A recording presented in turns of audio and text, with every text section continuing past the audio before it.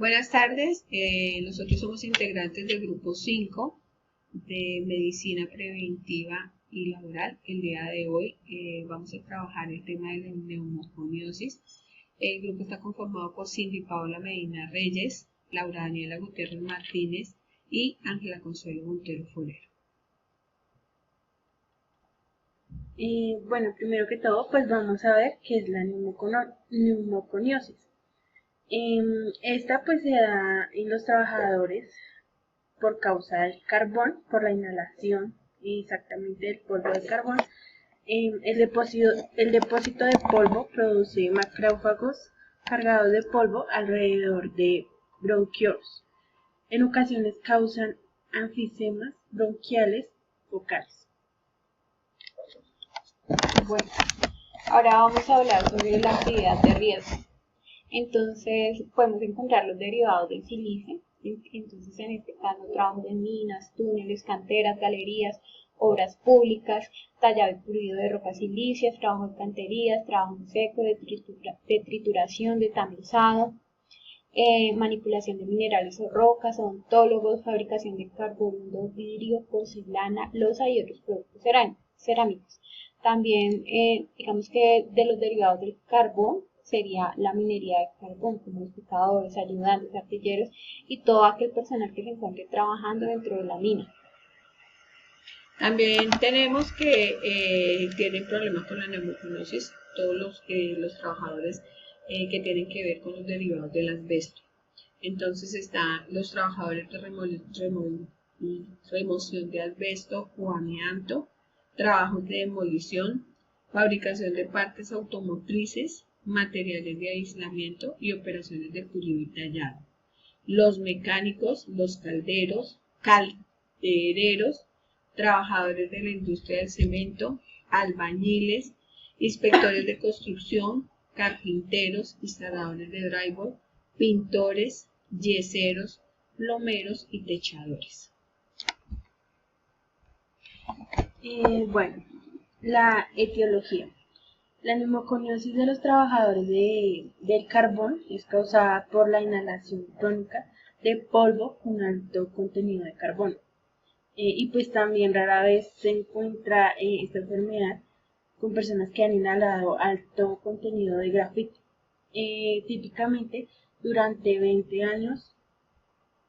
Bueno, la inhalación de silicio contenido en el carbón también puede contribuir con una enfermedad clínica.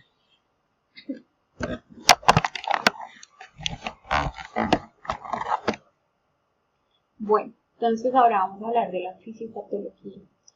Entonces los macrófagos alveolares fagocitan el polvo, liberan citocinas que estimulan la inflamación y lo acumulan en el intersticio pulmonar alrededor de los bronquiolos y los alveolos.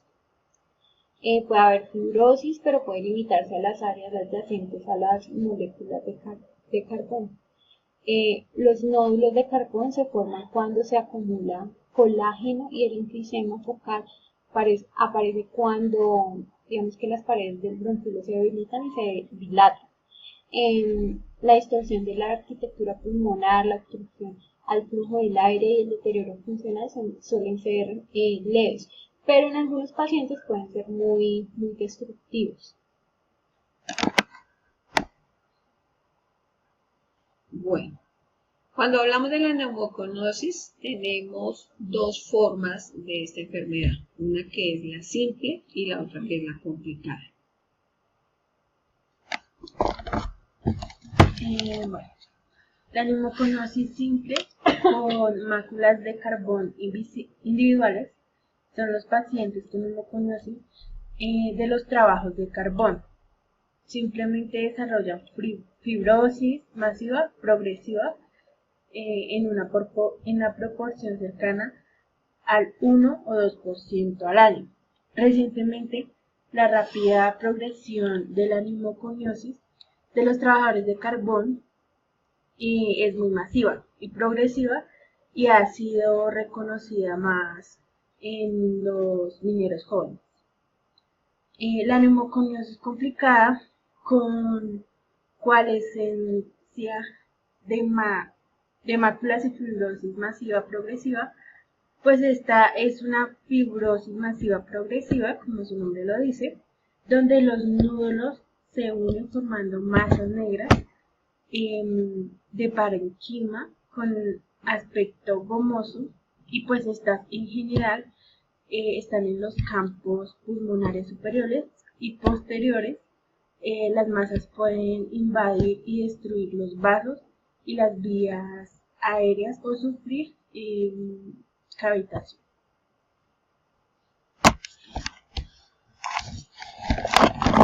Bueno, vamos a ver algunos signos y síntomas.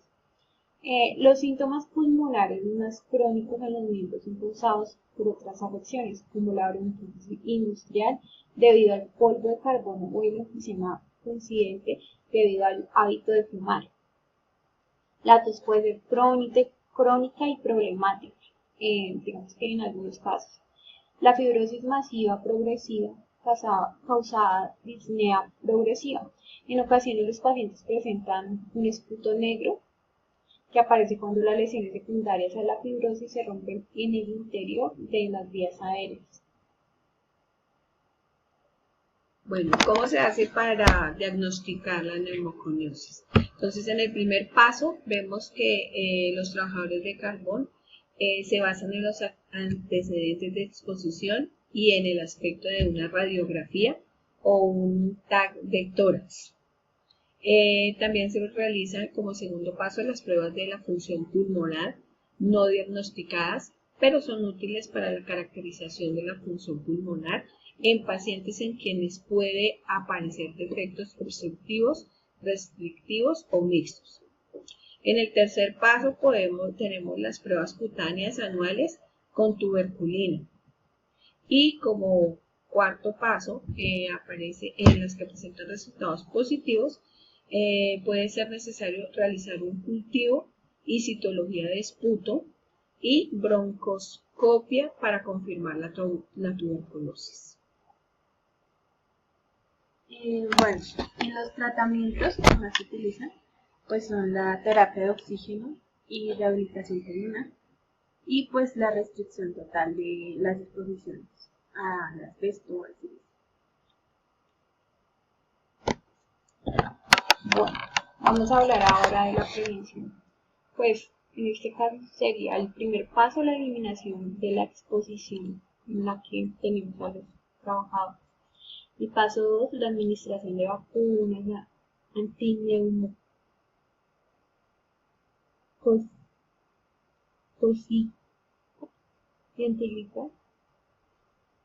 El paso 3 puede prevenirse mediante la supresión del polvo de carbono en la superficie del carbón.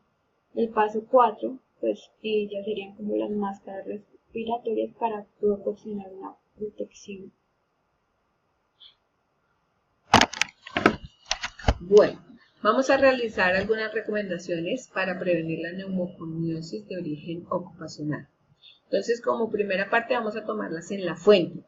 Entonces, ahí vamos a hablar sobre la sustitución de sílice cristalina, asbesto y carbón por materiales más seguros para reducir la incidencia de neumoconiosis ocupacional derivada de la exposición a estos agentes. En el ambiente, vamos a tener en los escenarios que sea posible la implementación de control de higiene industrial que conlleven a la eliminación de la exposición a la sílice cristalina, polvo de carbono o asbesto.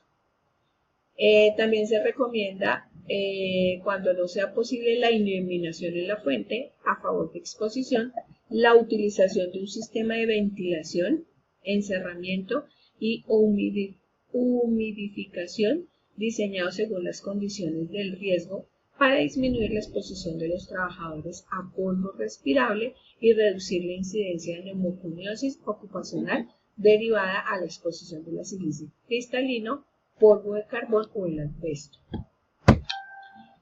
Otra recomendación es en el trabajador. Entonces, se debe implementar un programa de protección respiratoria en los trabajadores expuestos al sílice cristalina, polvo de carbón o asbesto para reducir la incidencia de la neumoconiosis derivada de la exposición a estos agentes. Y también ofrecer entrenamiento y capacitación continuo en el uso adecuado de los elementos de protección personal y de las medidas de control de higiene industrial a los trabajadores expuestos a silicia cristalina, polvo de carbón o asbesto para reducir la incidencia de la neumoconosis derivada a estas exposiciones.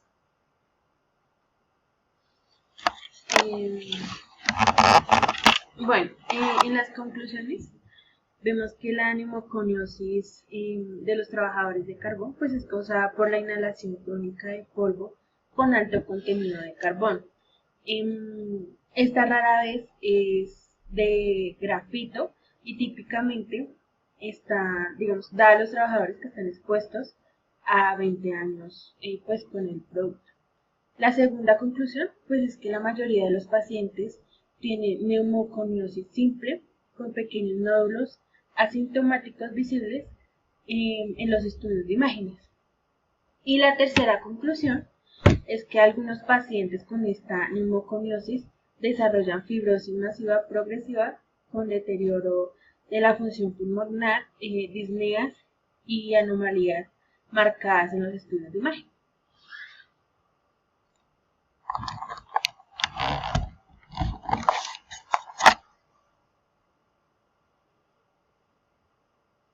Bueno, la bibliografía de esta exposición fue tomada del Lagartizo y también en un comunicado de salud y de documentos del Ministerio de Trabajo, donde se tomaron todas, digamos, las recomendaciones y las pautas para la neumoconiosis. Muchísimas gracias. Estén muy bien.